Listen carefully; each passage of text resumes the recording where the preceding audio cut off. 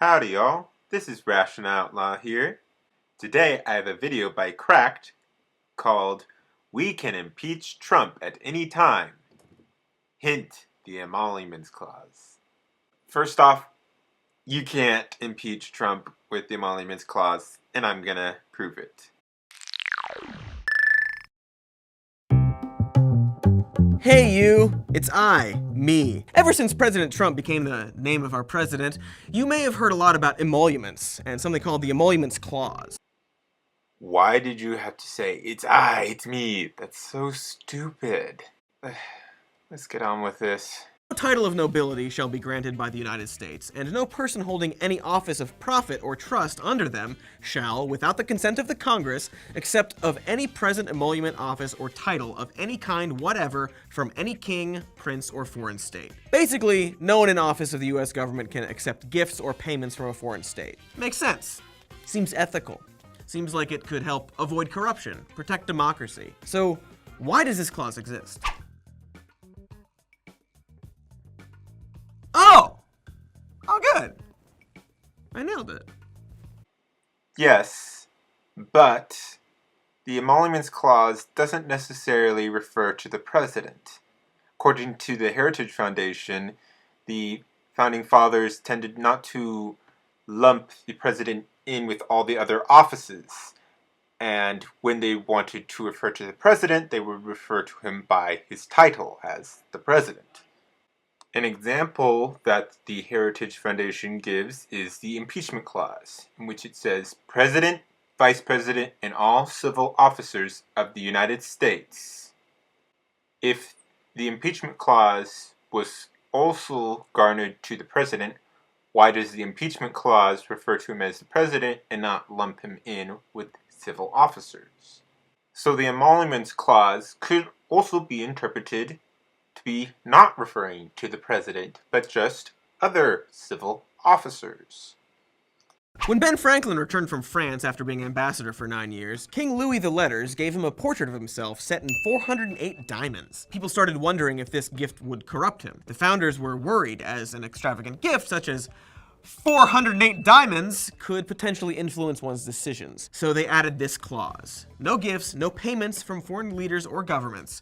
Not even like 403 diamonds. So, you know they mean business.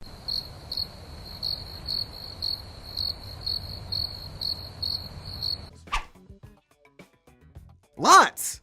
Some of them even presidents. Andrew Jackson received a gold medal from Colombian President Simon Bolivar, but Congress determined he could not keep it. Rather than go the standard Andrew Jackson route and just like kill somebody about it, he gave the gift up. Martin Van Buren received from the Imam of Muscat 2 Arabian horses, rose oil and rosewater, cashmere shawls, a Persian rug, and a sword. He knew he wasn't allowed to keep these gifts, but Congress did let him sell them and deposit the proceeds into the treasury. But the clause doesn't only apply to gifts. More recently, Jimmy Carter owned a peanut farm, but put it into a blind trust so that it could not affect his decision making. Trump has already put his businesses in a trust in which his 2 eldest sons will be handling it.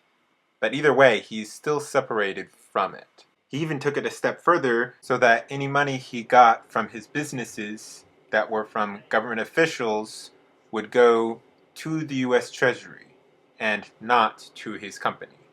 If, say, Mexico bought some Carter peanuts, it could potentially affect Carter's policies and decisions regarding Mexico. Like, well, they bought my peanuts, so I won't force them to pay for a wall that Americans will ultimately actually have to pay for. Stuff like that. You couldn't go without mentioning the wall, could you? Well, I, for one, never believed Mexico would pay for the wall. And 46% of Republicans never believed so either.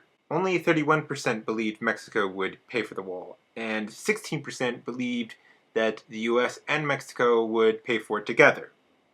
However, I'm still in favor of the wall. Even though we will more than likely have to end up paying for it all, I'm still for it. And I believe that it could still benefit us.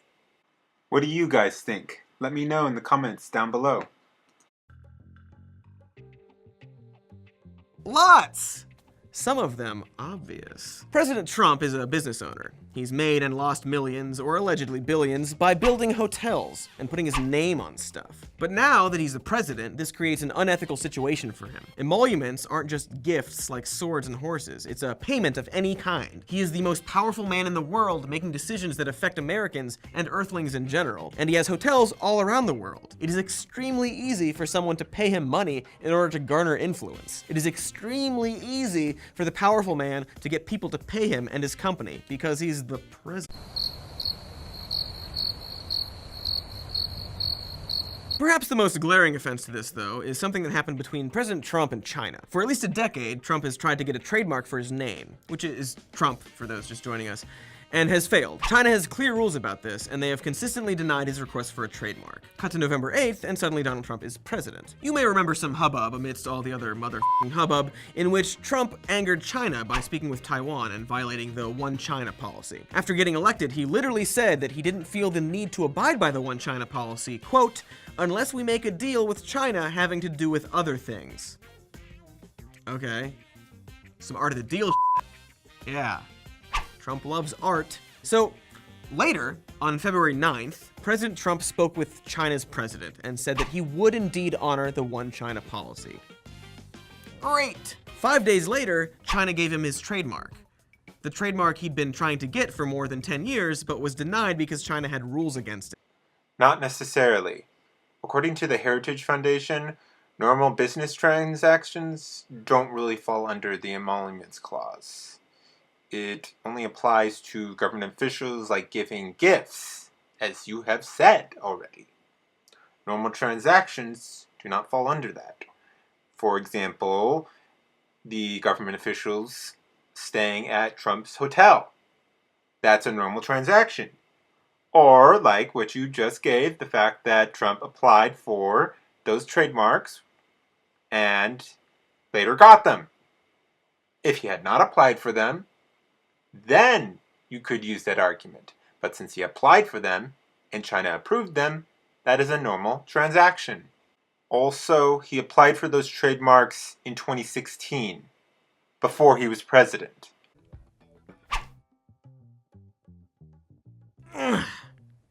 Not much.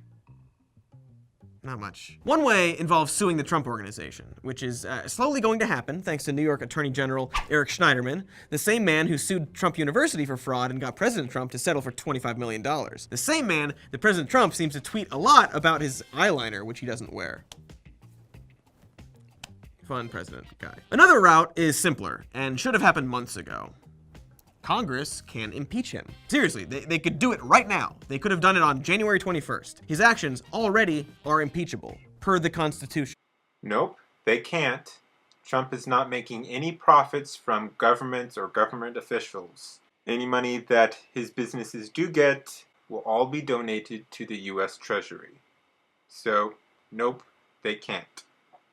Trump has also put his businesses in a trust for his sons to run the company. So, you're full of Well, thank goodness that's over with. That guy is a complete, utter moron. If you like this video, please like it and subscribe. Also follow me on all my social media. And if you want to look up the information, I will have all those links down below. If you're not subscribed to Skaggles, go check him out and subscribe. He has some great animation and some other great content. And I'm sure you guys will enjoy it. And thanks again, Skaggles, for letting me be a guest on your channel. Well, that's it for today. I'll see y'all later.